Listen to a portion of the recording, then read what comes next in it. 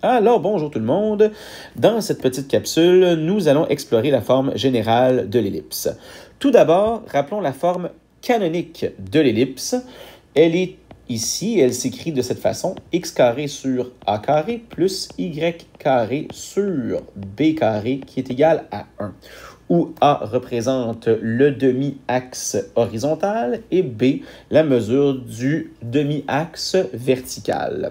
Peu importe lequel est l'axe focal et lequel est l'axe conjugué. Alors, on en a déjà parlé. Je vais parler de la forme générale en me basant sur un petit exercice qui est l'exercice 2 ici.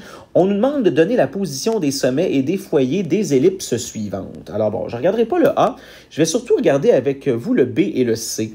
Donc, vous voyez que le B, 16x carré plus 4y carré moins 64 égale 0, ce n'est pas la forme canonique. C'est plutôt comparable à la forme générale dont on avait déjà parlé quand on avait parlé des cercles sous leur forme générale. Donc, c'est un petit peu le même type d'équation qui est ici, c'est-à-dire tout est ramené du même côté et on met une égalité à 0. Okay? Donc, on a vraiment ici une écriture qui est la forme générale. Et pourquoi s'agit-il d'une ellipse et non d'un cercle? Parce que les coefficients de x carré et de y carré ne sont pas les mêmes. Et c'est pour ça qu'on est capable de se ramener à une écriture canonique non d'ellipse. Alors, ce que je vais faire, c'est que je vais transférer la constante moins 64 du côté droit. Je vais donc avoir 16x carré plus 4y carré égale 64. Et pour avoir une écriture canonique de ce type, je vais diviser par 64. Alors, 16x carré divisé par 64, ça donne x carré sur 4, plus 4y carré sur 64, ça donne y carré sur 16, et ça, c'est égal à 1.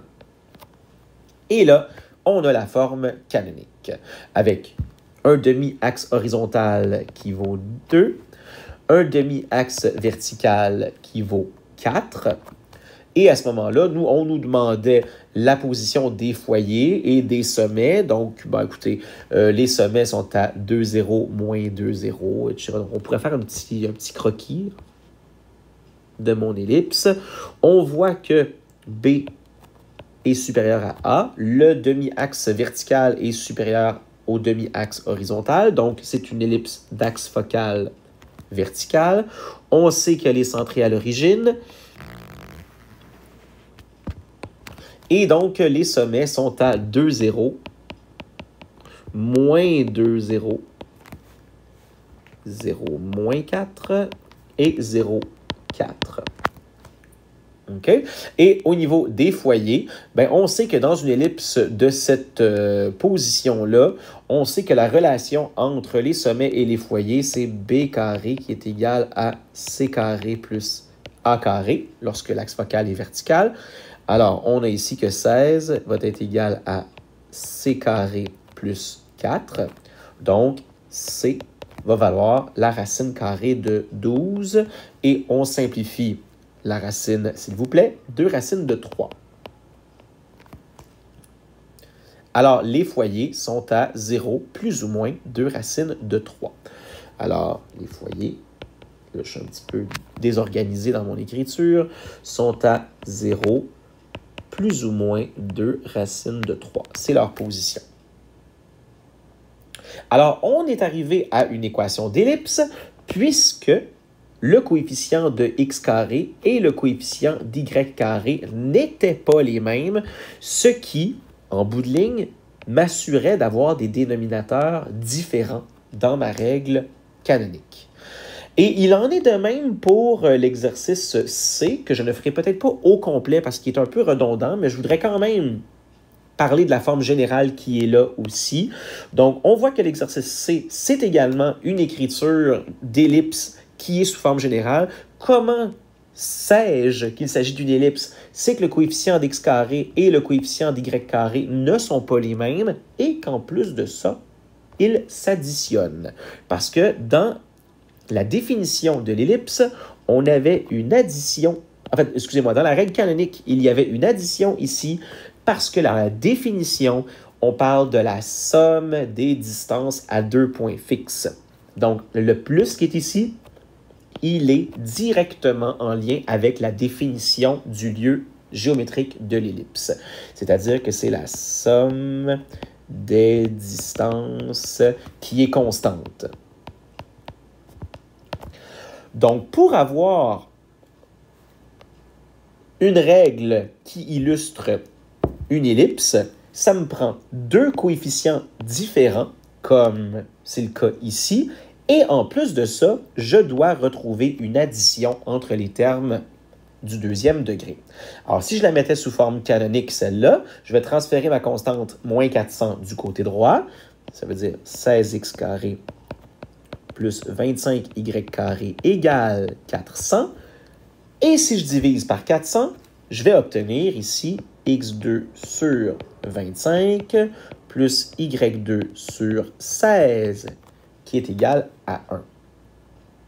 OK, et là, on pourrait faire le même travail qu'on a fait tout à l'heure avec les sommets et les foyers, mais c'était plus ou moins ça que j'avais envie là, de traiter aujourd'hui. C'était plutôt de voir qu'est-ce qu'il en était de la forme générale. Alors, bref, dans le petit encadré qui est là, ainsi, l'équation générale d'une ellipse centrée à l'origine est ax carré plus cy carré plus f égale 0. Donc, autrement dit, un terme du deuxième degré en x, un terme du deuxième degré en y, avec un terme constant. Comme c'était le cas ici, le premier, il valait moins 64 et le deuxième, il valait moins 400. Égale 0. Toutes les formes générales se ramènent à égale 0. Et il y a deux conditions. Contrairement au cercle, le cercle, il fallait que A et C soient égaux. Dans l'ellipse, il faut que A soit différent de C, comme on l'a dit. Ça prend des coefficients différents. Et ils doivent être de même signe pour être capable, après ça, de se simplifier en une addition. S'ils sont tous les deux négatifs en même temps, ça va. S'ils sont tous les deux positifs en même temps, ça va. Mais ça doit se transformer en addition. Ça doit se simplifier en addition. Donc, les deux coefficients doivent être de même signe. Et comment on écrit ça mathématiquement? Il faut que le produit de A par C doit être positif. C'est comme ça qu'on dit qu'ils sont de même signe. S'ils sont tous les deux positifs en même temps, le produit est positif. Et s'ils sont négatifs en même temps, le produit est encore positif. Donc, je vais écrire ici de même signe. Voilà. Et si A et C sont égaux, on a un cercle, on s'en rend bien compte, comme par exemple, si j'écris x carré sur 25 plus y carré sur 25 qui est égal à 1, il ne s'agit pas d'une ellipse, il s'agit d'un cercle, parce que je peux tout multiplier par 25 des deux côtés, et j'ai l'équation canonique d'un cercle, qui est x carré plus y carré égale r carré.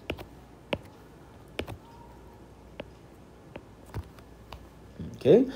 Alors, c'est une autre... en fait, les ellipses et les cercles sont des figures qui sont très semblables. Et tiens, je vais prendre un petit 30 secondes parce que je vais vous montrer un petit quelque chose avec GeoGebra. J'ai donc ici une ellipse centrée à l'origine. On voit la position de ses foyers. Et j'ai ici la règle à côté. Donc, on voit que le demi-grand axe mesure 6 unités. On voit que le demi-axe vertical mesure 4 unités.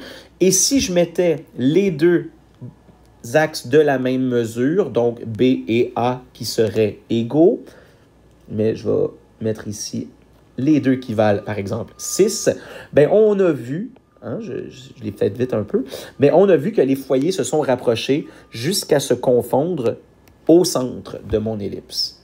Et oui, quand les foyers deviennent confondus au centre de l'ellipse, ça donne un cercle, et on voit qu'on aurait l'équation x carré plus y carré égale 36. Carrément. Où est-ce que là, les deux axes ont la même mesure. Donc voilà, c'était ce que je voulais regarder avec vous. Prochaine capsule sur les ellipses translatées.